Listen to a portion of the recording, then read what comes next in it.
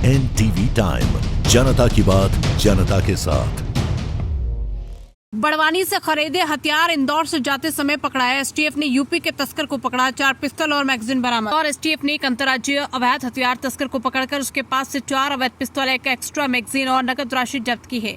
जब्त हथियारों की कीमत करीब 1 लाख रुपए बताई जा रही। गिरफ्तार आरोपी की पहचान नागेश्वर मिश्रा उर्फ सोनू मिश्रा, पिता संतोष मिश्रा, निवासी ग्राम डोमरी, जिला मिर्जापुर, उत्तर प्रदेश के रूप में हुई। आरोपी पूर्व में भी वर्ष 2022 में थाना पडरी मिर्जापुर में अवैध हथियार के साथ पकड़ा जा चुका है। पूछताछ में खुलासा हुआ कि आरोपी एक संगठित गिरोह का हिस्सा है जो मध्य प्रदेश से हथियार खरीदकर उन्हें उत्तर प्रदेश में बेचता है। पुलिस ये जानने में जुटी है कि बड़वानी में उसने हथियार किससे खरीदे और यूपी में किसे सप्लाई करने वाला था। एसटीएफ ने आरोपी के अन्य साथियों की तलाश शुरू कर दी है, जिसके लिए अलग अलग टीमें गठित की गई। आरोपी को गिरफ्तार करने और हथियार बरामद करने में निरीक्षक ममता कामले, प्रधान आरक्षक जितेंद्र चौहान, कार्यवाहक प्रधान आरक्षक भूपेंद्र गुप्ता, राजेंद्र सिंह परिहार, आरक्षक विकास भूरिया, विवेक द्विवेदी, सचिन भदौरिया, राहुल राम नवल और चालक देवेंद्र सिंह की सराहनीय भूमिका रही। वरिष्ठ अधिकारियों के निर्देश पर पुलिस अधीक्षक राजेश सिंह चौहान, एसटीएफ यूनिट प्रभारी इंदौर के मार्गदर्शन में निरीक्षक ममता कामले के नेतृत्व में एक टीम गठित की गई। टीम को सूचना मिली थी कि उत्तर प्रदेश का एक हथियार तस्कर बड़वानी से अवैध हथियार खरीदकर इंदौर के रास्ते यूपी ले जाने वाला है। सूचना पर कार्रवाई करते हुए एसटीएफ की टीम ने राजेंद्र नगर बस स्टैंड के पास बीजलपुर गेट के सामने घेराबंदी कर आरोपी को दबोच लिया। तलाशी में उसके पास से 4 32 बोर की पिस्तौल, 1 मैगजीन और 1550 रुपए नकद मिले। इंदौर से हार्दिक प्रजापति की रिपोर्ट।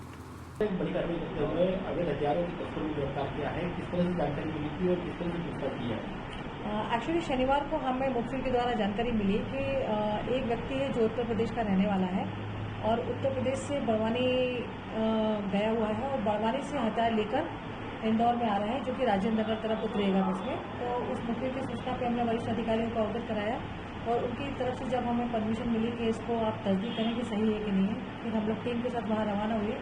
तो बीजलपुर गेट के सामने जो बस स्टॉप बना हुआ है राजेंद्र नगर, वहाँ पे हूबहू जिस हिसाब से हमें मुखबिर ने इनपुट दिया था उसके हिसाब से हमें व्यक्ति दिखाई दिया। तो हमने फिर उसको पकड़ा और पकड़ के उसकी जब तलाशी ली तो उसके पास से हमें 4 जो है हाथ से बनी हुई लोहे की पिस्टल जो है 32 बोर की वो मिली, जिसमें सभी में मैगजीन लगी हुई थी। इसके अलावा 1 एक्स्ट्रा मैगजीन भी वो कैरी करा हुआ था, तो वो हमने उसके पास से उस समय स्पॉट पर सीज किया। मैं कुछ जानकारी दी कहाँ से लगा था, वहाँ से अभी चूँकि इन्वेस्टिगेशन के दौरान उसने सिर्फ इतना ही बताया है कि हमें बड़वानी के पास खलघाट एरिया से वो लेकर आया है। किसके यहाँ से लेकर आए ये भी इन्वेस्टिगेशन में चल रहा है। यहाँ पर जो लाया था किसकी सप्लाई करने वाला था? वो एक्चुअली इंदौर में नहीं उसको डिलीवरी करना था, डिलीवरी उसको उत्तर प्रदेश में करना था, क्योंकि मूल रूप से मिर्जापुर का रहने वाला है और पहले भी अवैध हथियार की केस में जेल जा चुका है, जमानत पर बाहर है। इनफैक्ट अभी चोरी के मामले में 5 अप्रैल को ही वो जमानत से बाहर भी आया था। उत्तर प्रदेश में जिस तरह से एक वक्त को मतलब कुछ बताया उसने, किसी गेम को सप्लाई करने वाला था उत्तर प्रदेश, जैसे बीजापुर नाम आ रहा है, तो वहाँ पर किसी व्यक्ति को नाम बताया?